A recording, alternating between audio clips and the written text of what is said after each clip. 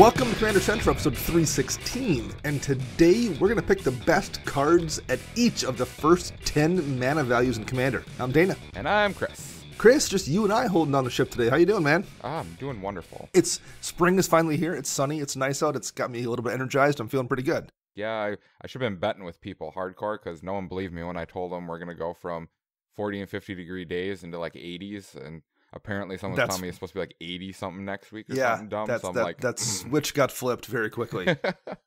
I have I don't got much going on Saturday, but on Sunday, my son has so he's in the Youth Symphony here in town. Okay. Just joined last fall, so this is the first real concert they've had between, him only being in like 6 months and COVID. So I'm like, okay, well that'll be, won't be that big of a deal. We'll go to that on Sunday. He had to get like has to wear a shirt and tie and stuff for it, but I'm like, oh, okay, that'll be fine. And I was looking to, like 15 minutes ago, I got an email about like the practice itinerary because the kids have to be there like an hour early or whatever it is to go over a bunch of stuff. Yep. I was like, oh, they're playing 9 different songs?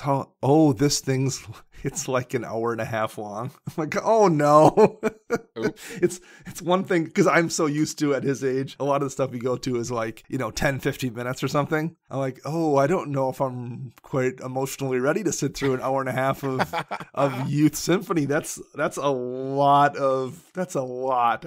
if you're listening to people that are skilled performers. I'm like, okay, well, I guess that's what it is. That's my dad duty, is sitting through symphony this Sunday. So I'm trying to get myself prepared for it and get mentally ready to listen. So yeah. Are you going to come into the shop on Saturday? What's going on Saturday? Is it the release, right? It's the 5-year anniversary. Yeah, I'll come in. I had nothing. I actually have something in the morning, but you guys aren't open anyway, so I'll come in the afternoon just to hang out for a bit and see what's up. What are you talking about? We open up at 8 o'clock.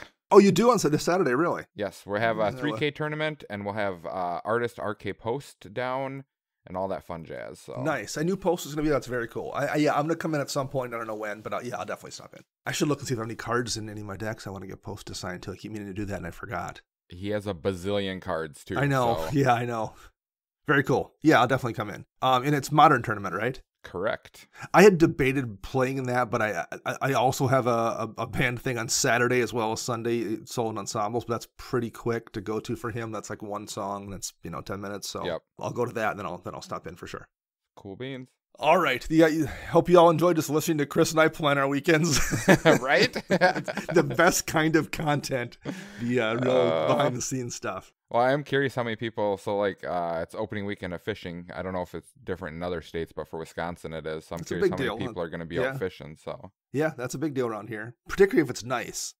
Yeah, it's supposed to be I'll be decent. Curious. Yeah, definitely. Yeah, I'll be curious. And it's Mother's Day weekend. This whole weekend's just like shot. Oh, yeah.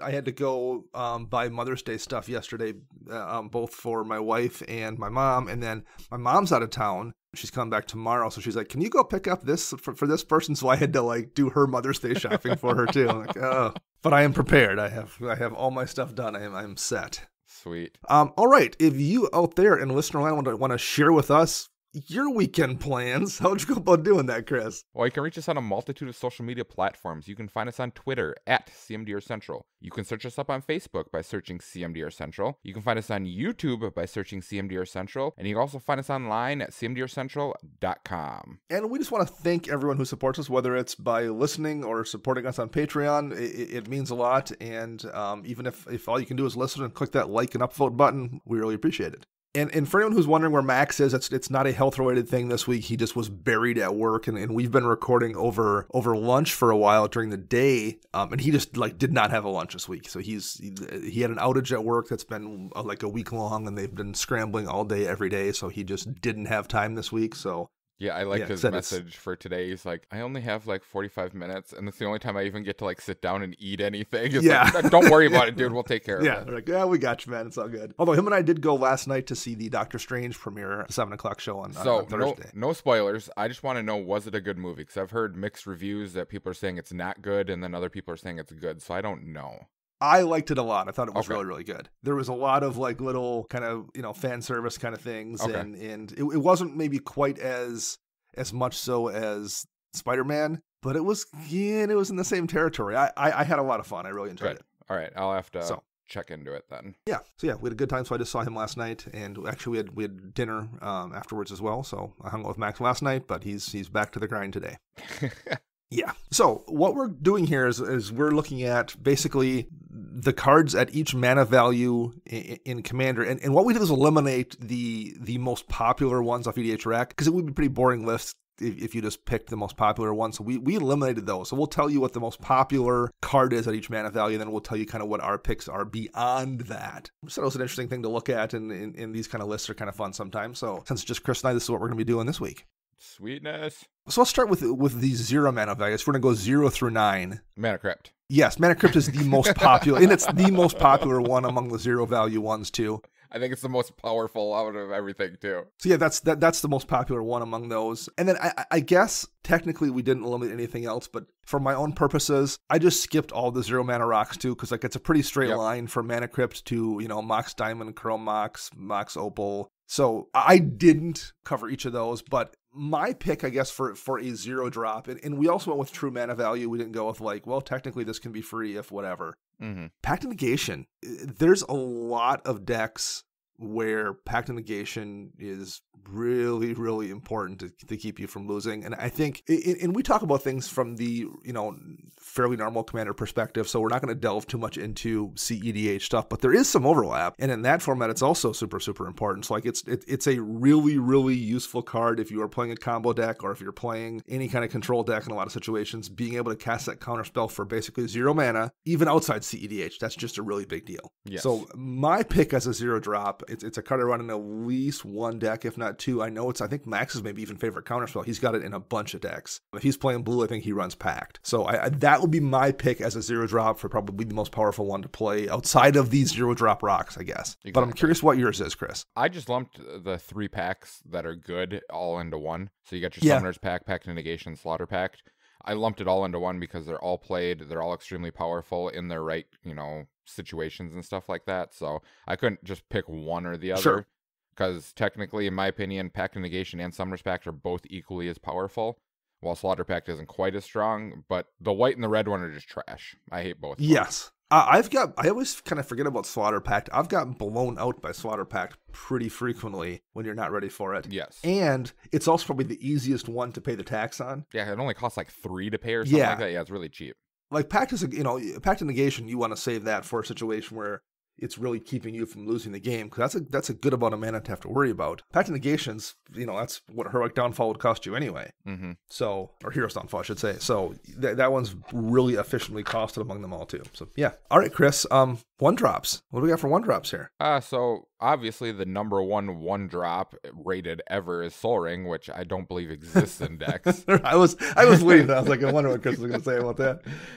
But everyone plays Sol Ring. I mean, they print it to oblivion. It's in every single, you know, pre-con deck, so it's easy to get your hands on. So pretty much everyone's playing it. So of course it's going to be the number 1-drop. Now for my picks for this, I have, let's see, 1, 2, 3, 4 plus 5 other ones, so that's 9 of them overall. For my one, right? So I did the same thing actually, because I have ones where like, I want to talk about this card and this card, and like it's. But yeah, so I'm curious what your ones are. Okay, so I picked all the instant speed tutors. Oh, the 1 mana instant speed tutors. I also picked Sensei's Divining Top, Skull Clamp, Land Tax, and Vandal Blast. Those are my choices for all of them. Now I couldn't quite say one's better than the other. Like, obviously, you know, everyone's probably yelling at me, Vandal Blast is only good when you overload it. I mean, obviously, yes, but we're talking about what its true CMC is. It is a 1-drop card. Yep. Land Tax, you know, extremely powerful card. Out of all of them, I think Skull Clamp's probably the most powerful because it goes into any deck. It can do just wonders out of everything. So if I had to pick just one, it would be Skull Clamp. Sure. Skull Clamp is disgusting in the right deck. Yes. I'm surprised that it's not more powerful or like more popular than Sol Ring even is. Yeah. I would guess. I mean, because I do have plenty of decks that really can't use it that well. But I got plenty of decks where it's busted too. You know. Yeah.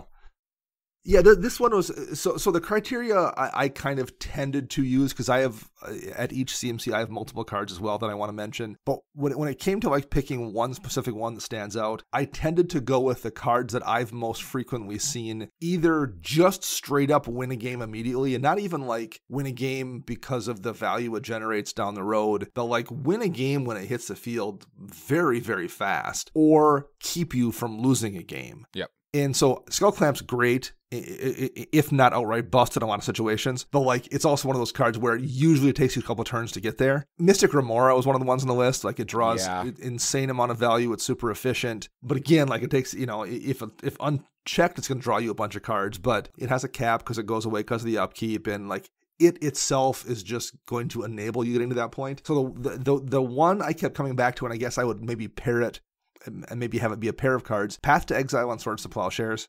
Yes, I've powerful. I've seen those cards keep me from winning games a gazillion times, and have won me games a gazillion times.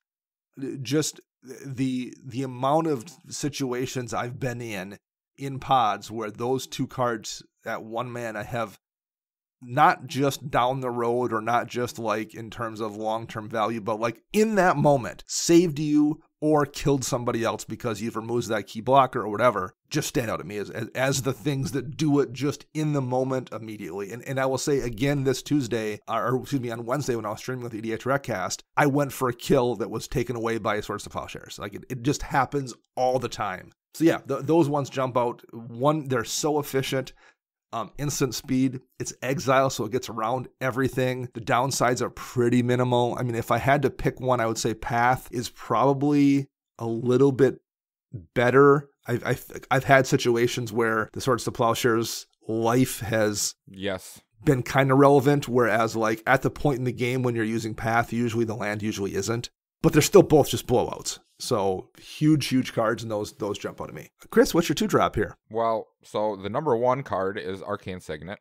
Yep. And the next number 1 card is obviously Cyclonic Rift. I mean, I'm probably getting yelled at again, but you can only overload it. No, we're talking about it as the 2 CMC.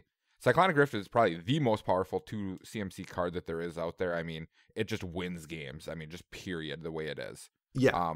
My other ones that I chose was Sylvan Library, Demonic Tutor, and Dockside Extortionist. And if I had to cut Cyclonic Rift, my second highest card would be Dockside Extortionist. That card, when it hits the battlefield, 99% of the time, it's going to do something. There may be that one time where you played on like turn 12 and everyone had already blown up everything and it does nothing for you. But any other time, it's gonna do work. It's insane. It's insane. I mean, I think the worst I've ever seen it do is come down and like make 4 treasures. Oh, the worst.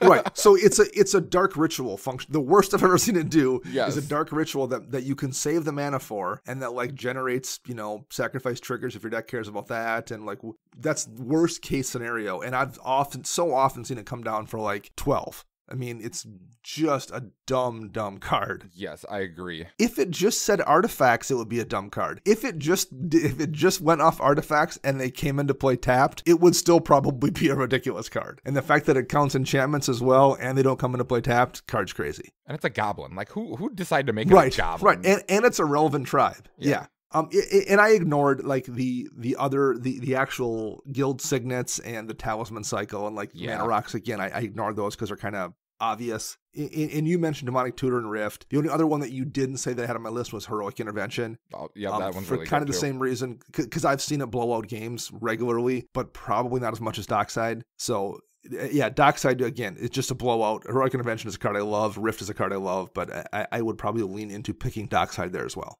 Yeah, I actually so Cyclonic Rift, I had a guy come up. We have a whole bunch of Pokemon players who are getting into Commander right now, and he's like, "Oh, have you seen this card?" And he shows me this card, and I'm like, "Yeah, Cyclonic Rift. That card sucks. You shouldn't play it."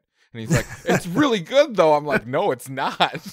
I think it was when I was guesting on the Fairy Conclave podcast recently, I mentioned something about Rift, but I'll say it again here. I think when I first came back to Magic, the first real like pre-release I played in was the Dragon's Maze pre-release. Okay.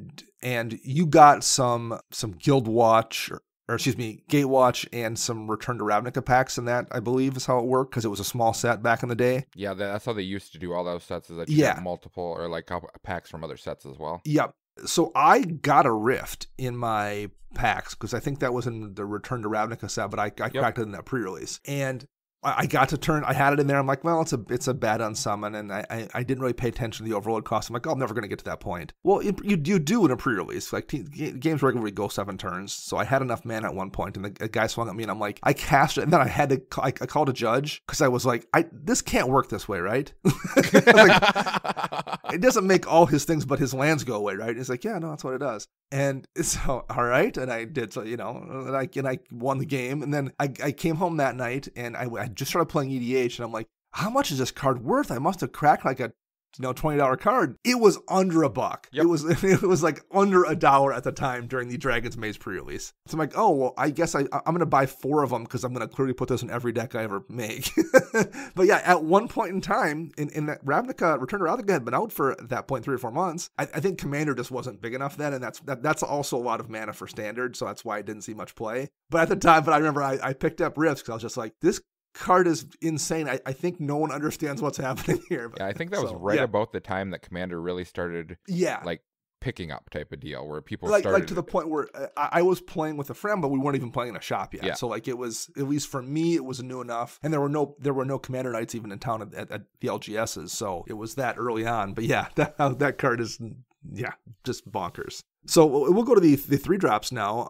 The most popular 3-drop is Cultivate, so just the green land tutor. There's a lot of competition here, a lot of things I consider. Heuristic Study is so much value, and the taxation is a big deal. I really considered Beast Within because it's so versatile in terms of removal. I considered Fierce Guardianship because it's usually free, and that's a big deal. That's why I picked Pact of Negation. But the one I settled on, because again, I went with the what card do I see blow out games most frequently, was Teferi's Protection. It's just a card that I've seen so often just entirely warp what's happening in the moment, and it just is immediately impactful. You drop a Heuristic Study, I mean, yeah, it's going to tax people a little bit, but like, it's going to take a couple turns for it to really be super impactful. Immediately, Teferi's Protection changes things. If you successfully pull one off, if it doesn't get countered and you're playing right, warps everything. I agree with that. So that's my pick. Yeah, my look at Teferi's Protection, would be my pick as well. It is a one-shot card, like it does it immediately, hits hard. If I had to cut that out and choose one other card, I think I would choose Aura Shards. No, sure, that's a big deal too, yeah. Aura Shards, while yes, it doesn't do stuff immediately, if it's not taken care of, in the long run, that card can just blow out a game. Yeah. I mean, in the right deck, for sure, yeah. Oh, even if, you're just playing random green-white, fun stuff, just any random creature coming in is just like, get rid of that, get rid of that, get rid of that, I mean, just, it's so good. It's good in a deck, right, like that's just playing creatures, let alone a token deck where like someone drops it and then all of a sudden 6 tokens come into play and you're like, well, I guess everyone's enchantments and artifacts are gone. Yep. Just like that. And if, anyone who plays Commander knows how valuable enchantments and artifacts are in this game. So, I mean, getting rid of them is a big deal. Yeah. No, that's a good one. That's a really good pick. What's your 4-drop selection, Chris, and what's the most popular one? Well, so the most popular one for 4-drops is, of course, Smothering Tithe. I mean, huge card, actually just printed recently within the last, 3 years or something like that. Wasn't too long ago when that first came out.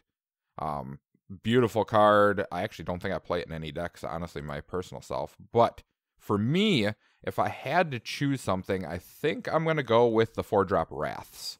Your Wrath of God, your Damnation, your Culling Ritual.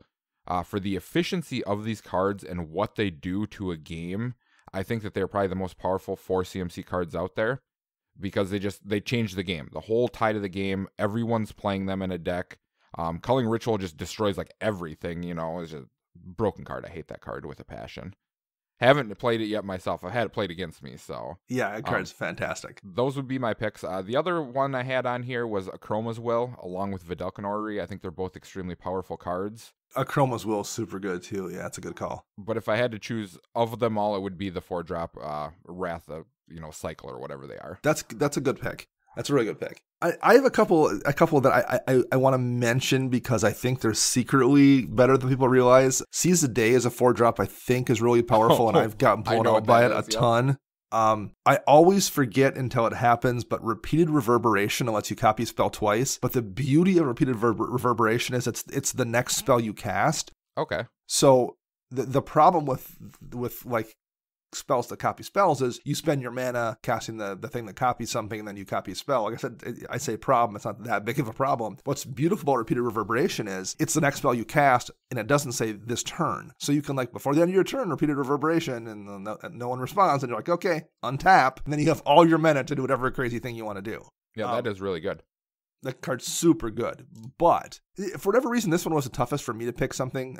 You would think 4-drops would be easy, but I really had a tough time finding one. And the ones you mentioned, I was considering the Wraths, Vidalcan Ori, and Leyland of Anticipation are on my list. Yep. I think I settled on Fact or Fiction. Oh, that is a really good card too. It's more powerful in older formats where Fact or Fiction, at the end of your turn, win the game, or whatever that saying was.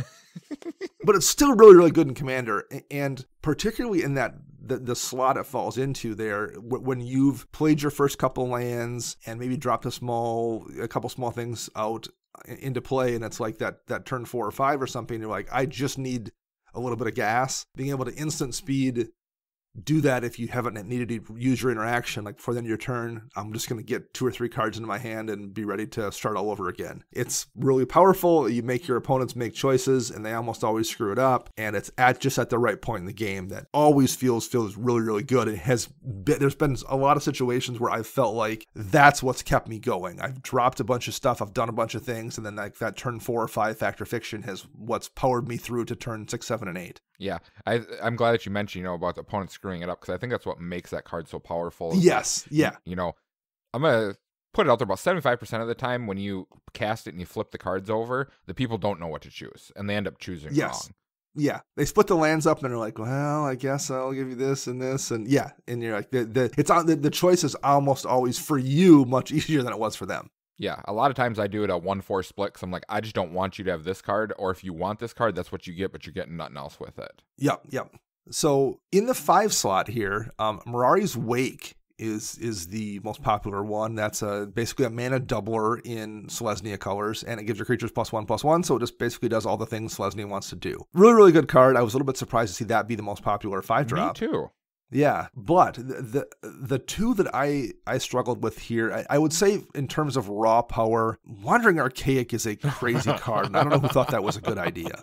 That card's so dumb. I mean, it's colorless. It doesn't require you to do anything. It just automatically generates U value. It'd be different if you had to like, if it was like a Mind's Eye situation where you have to spend mana or leave mana up for it, but you don't. You can just drop it and like, well, good luck. I'm going to get free gas. Yeah, you try to kill it, and it's like, well, I'm going to lose some of mine in order to kill it. That's just how this works. I also kind of dislike the card. I was trying to think of a good analogy for it. It feels kind of like a trust fund friend of yours.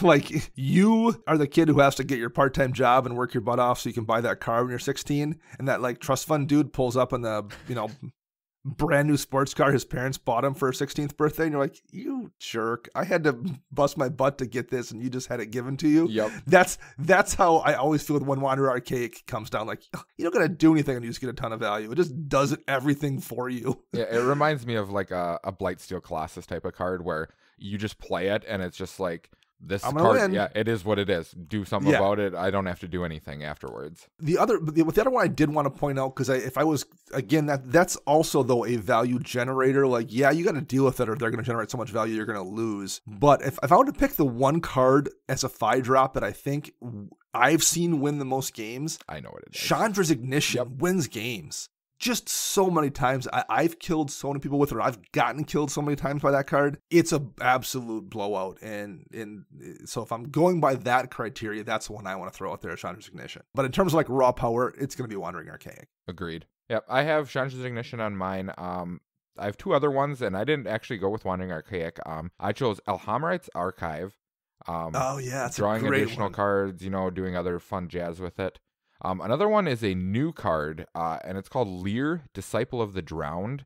Now, Lear reads whenever it's your turn, all your instant sorcery cards have flashback. So all the cards in your graveyard have flashback.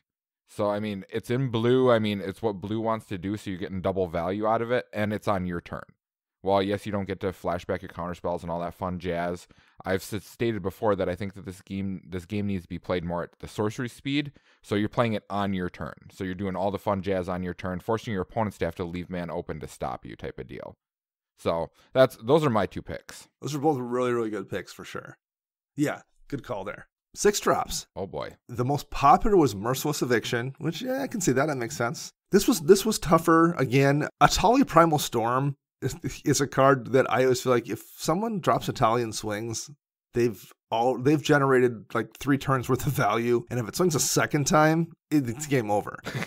It's like unless they all hit lands, then it's basically like, oh, thank you. But it's a kind of a better Sun Titan, and Sun Titan's a crazy card. Yes, Mana Reflection kind of does Mari's Wake thing, but better in a lot of cases. I guess it doesn't give your creatures a +1/+1, but man, that feels real good when you tap a Nykthos for 32 or something. Yeah, Rishkar's Expertise is, if someone successfully casts that with a big creature out, that's really tough to recover from. Yeah, and then they're just jamming free cards out. Yeah, it's not fun. But again, if I go my criteria with cards that just win games, True Conviction just wins games. I've just won so many games with that card and lost so many games to that card because you're like, okay, how much damage is on board? 12. I'm good. I can survive. And I'm like, nope, you're taking 24, and I'm gaining 24, so you can't kill me on the crackback. Like, oh, that's just and then you're blocking screwed up because it's first strike. And like it just alters everything, and it's also one thing I do think I like about it, although it makes it less playable, is that triple white also makes it so it can't just be splashed in every white deck. Because if you're playing a white combat deck, you're running True Conviction. If it was like a Cyclonic Rift with only a single blue pip or something, Rift will go into every blue deck. I would absolutely jam True Conviction into every deck that had white if I did any kind of combat stuff. But that trip white makes you have to really, really think about it, and I think that's a good piece of design there too. So yeah, that's why I don't run it in Lushes, because of the triple white. It's too hard to maintain to stay on 3 white and pips. A 3-color deck for sure. So what are your picks here for 6 drops, Chris? Well, I picked let's see. So I have like Grave Titan and Sun Titan, both extremely powerful cards. All the Gear Hulks, I think they're all really good, in their own decks. Bolus's Citadel, extremely powerful card. Consecrated Sphinx, that's an extremely powerful card. But the one I'm going to pick out of them all is Bane of Progress. Bane of Progress comes down and goes, kaboom, blow everything up. You guys might see a trend going here with all my picks right now. But it blows everything up, and then it just gets massive. And you have this thing sitting there, and then your opponents are all like, okay. So, I mean, overall, I think it's probably the most powerful because it does double duty, and that's why I'm picking that one. That's one of those situations, too, where like, I talked about Dockside, you could take away half the stuff it does, and it's still a great card. Yep. Bane of Progress could not get +1 counters on it. If it could just do what it does, blow up artifacts and enchantments, and come into play as a 1/1, and it would still get ran every place. It's still a great card in green. But the fact that it comes in and it's a 12/12 or a 14/14 or whatever almost every time, and it gets played in like +1 counter decks. So like sometimes it comes down and like next turn somebody doubles it with something. It's ridiculous. Yeah, play that Dockside, and then I'm gonna play my Bane and be like, you better sack all your treasures, otherwise I'm gonna have a huge Bane of Progress. Yep. And you know what? Hey, it's gonna be a little bit smaller because they sack them, but you don't care. Those treasures are gone either way. Yep. Yeah, that's a really, really good one. What is your pick for the 7-drop, and what's the number 1 card, Chris? Number 1 is Ruinous Ultimatum. Which one is Ruinous Ultimatum? Is that the Mardu one? It's and it's one that destroys all creatures but yours. So basically, it's a kind of in Garruk's wake in Mardu. Okay, so Ruinous Ultimatum is the number 1. That's very odd. Yeah. Okay. Yeah. So that's the number 1 card. For me, let's see. So I was looking at this, and you got like your Nexus of Fate, your Chroma's Memorial, cards like that, all extremely powerful cards. The 2 that I like a lot is Crick, Son of Yawgmoth. I think that card is extremely powerful. The ability to turn all your black pips into Phyrexian, so you can just pay life for them, so it allows you to play spells faster than you should have, or play multiple spells in a turn. But if I had to pick one, it is probably a card that actually got unbanned about 7 years ago, I think we're going on now, and that's Protean Hulk. Protean Hulk comes out and just goes, hey, guess what? I'm going to do this, and if you don't stop me, good luck. There was a reason that it was banned, and obviously it's not as powerful as it used to be, but it's still extremely powerful. And I will correct myself. I think I said creatures for Ruinous Ultimatum. It's permanents, or all non-land permanents. Yeah, so it's better. Cyclonic. It's a better Cyclonic Rift, basically, if you happen to be in Mardu colors. Okay. Yeah, that's a really good couple of picks there, Chris. The couple that jumped out at me, Tooth or Nail wins is a game winner. That one. Yeah, although I don't see it much anymore. I think it's one of those things people kind of get a little bit bored of tutors, and like since that's tutor that just wins you games. I mean, it's undoubtedly powerful, but I think it's the kind of thing that you do a couple times and you're like, okay, I'm happy with it. All Is Dust is probably my other pick here. Ooh. In the number one, because it's colorless, you can run it in decks that don't normally have access to board wipes. So if you're playing some kind of a blue deck, particularly mono blue, you also tend to run a lot of artifacts, so it's going to not blow those up as well. Mono green decks, it gives you access there. If you're playing any kind of really heavy artifact deck, it really skews heavily your way. And because it's a forced sacrifice, it gets around everything. Yep. So it destroys all, it hits planeswalkers, it hits enchantments, it hits covered artifacts, it hits creatures, whatever. Like it hits just everything. I only run it currently, I think, in one deck, but the deck where I run it, it's devastating. And whenever someone else is in a position to cast it against me, it's a blowout. I think I've used that a few times, but I've used the term blowout a few times, but like that's what the cards I tend to pick are ones that just immediately just blow the game out, and All Is Dust tends to be that. Yeah, the only downside to All Is Dust is like if you're playing it, you also lose all your stuff. So, yes, yep. I mean, it hurts unless you're playing it in the deck that, it's just like, I'm playing all artifacts, so I'm just going to play exactly, this. Yeah. So. And I played in my Vela deck that only has like a handful of colored permanents anyway, so it's just almost always one-sided there. Yep. 8-drop. Crater Hoof Behemoth is the most popular 8-drop, which really shouldn't be a surprise at all. Nope, not at all. A game winner, talking about cards that win games, Crater Hoof doesn't stick around. No one ever sees what happens on the second turn Crater Hoof's in play, because that's not how it works. Teferi's protections, and then they're like, what's up? Right, Teferi's protection you, exactly. Avis and Angel of Hope, as we're talking about here, that card, again, it changes the face of the game when it comes out successfully. Insurrection, I don't see that much anymore. I don't know why. That card used to just tick me off, but Insurrection is a game-changing card as well that wins games. Drop Insurrection, you win a game. The one that I have a soft spot for here, and that's probably my pick, though, is Decree of Pain. Yep. You talked about how good board wipes are in the 4-drop slot, and one thing that's kind of useful about that slot too is, number one, you can have a board wipe at 4 mana in your opening hand, and you're like, oh, I'm just going to sandbag and drop this on turn 4 and steal everyone's value while I still have all my cards in hand. You could drop it on turn 8 or 9, wipe the board, and still have mana left to do a little bit of rebuilding. That's not true of Decree of Pain because it costs 8 mana to cast, but that's made up for the fact that you draw 12 cards or something when you cast it most of the time. Like I've seen people draw 20 cards casting a Decree of Pain. I've seen them cycle it against a tokens deck and go, what's up? Is really useful too. I've cycled it before. I remember talking about it on this show, and this was like a year or two ago. I had a game where I saw Decree of Pain cycled 3 times. Wow. Two different people had decrees, and it was the best play was a cycling for whatever reason. And then one of the 2 people like brought it back with a Eternal Witness or something and cycled it again. Okay. Like it was, the cycling ability on it is, I remember once upon a time thinking I wouldn't use it very often. It's still really, really useful. Yep. So that's mine in terms of if I can't use Crater Hoof for my choice, Decree of Pain is pretty game changing as well. Yeah. What do you have, Chris? So I got quite a few of these. Like as we started getting up in the higher CMCs, it was easier for me to pick out cards that I really liked. It kind of was, yeah. So like I got Dig Through Time and Treasure Cruise. I like both of those cards a lot. Drawing cards, they have the delve mechanic on it, so that costs cheaper for you to do it. I have Ugin the Spirit Dragon, extremely powerful card. Can just change a game, in a blink of an eye. Yep. Bedlam Reveler, red card that allows you to draw cards, costs cheaper, all that fun jazz. The next 2, though, are green, and everyone knows how much I despise green. I've been talking about a lot of green cards, but these 2 are extremely powerful, and that is Praetor's Council and Azuri's Predation. Both of them, I think, are way too powerful for what they do. Like, Praetor's Council, I just get my whole graveyard back. I have no hand size, all that fun jazz. Stupid card. Azuri's Predation, I've seen that just blow out games, just period. You play that, you have a doubling season or anything out there that's doubling your tokens, so you have like quadruple tokens coming out, and then they all fight all the creatures out there, so you're wiping everything. And a lot of times, half your guys stick around because you're just killing like 2/2s or 3/3s. So then you just have all these 4/4 beasts that are just sitting there for your next turn to start swinging. Extremely powerful card. Yeah, that's one that I don't have in a deck, and I don't know why I don't. But whenever somebody casts it against me, I always say to myself, why don't I have that in a deck? Like, I was like, why am I running that currently? Because it doesn't fit where you want it to. Like, every time I've seen it cast, it's always in, like, the good deck. And I'm like, oh, this sucks so bad. Yeah.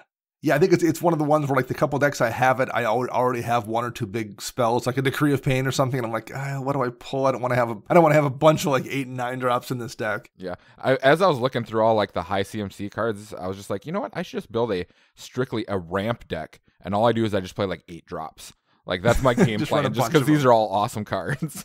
Yeah, there's so many of these are so good at this up at this level. Number 9, the last one here. Woohoo! Most popular one is Blasphemous Act, which is almost always really a 1-drop technically, but it is technically 9 mana. This one was back to being tough. I had 3 really tough ones to choose from here. The most powerful of these 3 is, in terms of just ending the game, is probably Expropriate. Yep. There's just no good choice. The best case choice is everyone gives up a permanent. And that's not a good choice. And if you happen to go time, then you're just probably going to lose. The other 2 I was considering here, Rise of the Dark Realms, that is wins a games crazy powerful card. Yeah.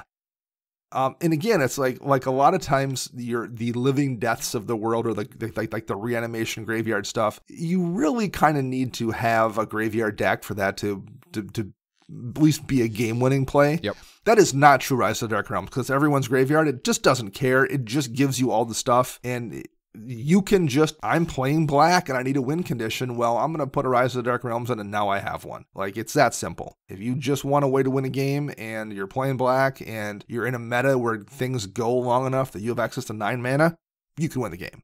Yeah, well, it's easy in black too, because you got your Cabal coffers and exactly. stuff like that. Yep. So. Yeah, black's even easier to get there. And the other one is the Great Henge. Great Henge is an insane piece of value. It does everything, and I don't even know why it gains you life, as if being a mana rock and drawing you cards wasn't good enough. Right.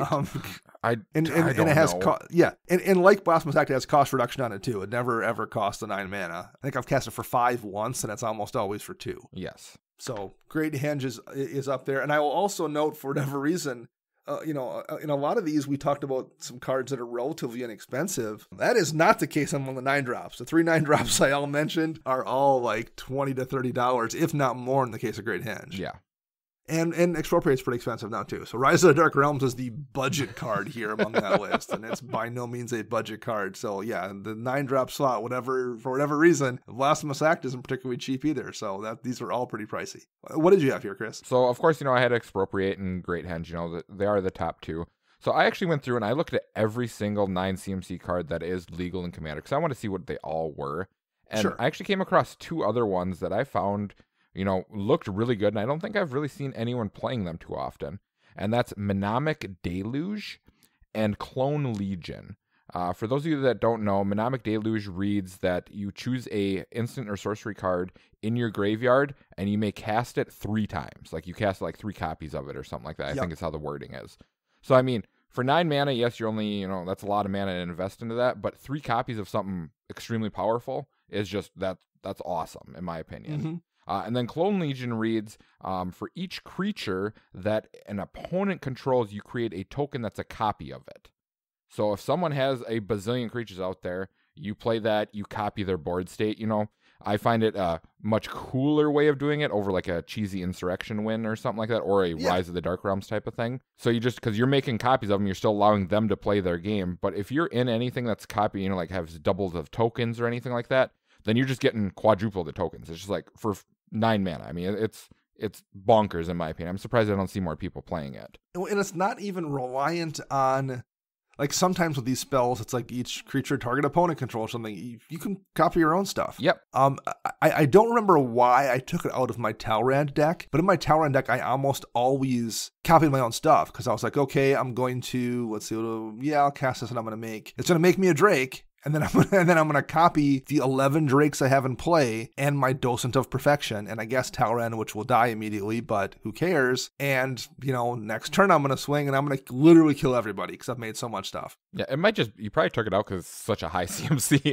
I think so. I think a lot. And I also think in that particular deck I want to be a little bit of overkill. Like, I tended to make so many Drakes and I had so many ways to do it anyway that it wasn't necessary. But like, it's fantastic. Yeah, that's after reading like all these high drop cards. I'm like, oh man, I want to play some more of these, because I try to keep my decks tuned like lower and stuff, and it's like, maybe I'm playing this game wrong. I need to just run, like I said, just run the deck with all the 8 9 CMC stuff just to do it. Yeah, I mean, the way people are playing lately, I mean, no one's going to stop me because no one plays removal in our shop anymore. So I'm just going to be like, oh, here's another 9-drop. Here's another 9-drop. Stop this. Exactly. I think that will wrap up episode 316. Thank you very much for listening. I am Dana. You can find me on the Twitterverse at Dana Roach. You can find Max at CMDRCentral_Max. And you can find Chris at WiseSquishy1. Our show is edited by Rafael Garcia. You can find them on the Twitterverse at Ursa Bearwalker. And our podcast theme is Retro Future Dirty by Kevin McLeod, licensed via Creative Commons. We'll be back next week with a new show. Until then, I'm Dana. And I'm Chris.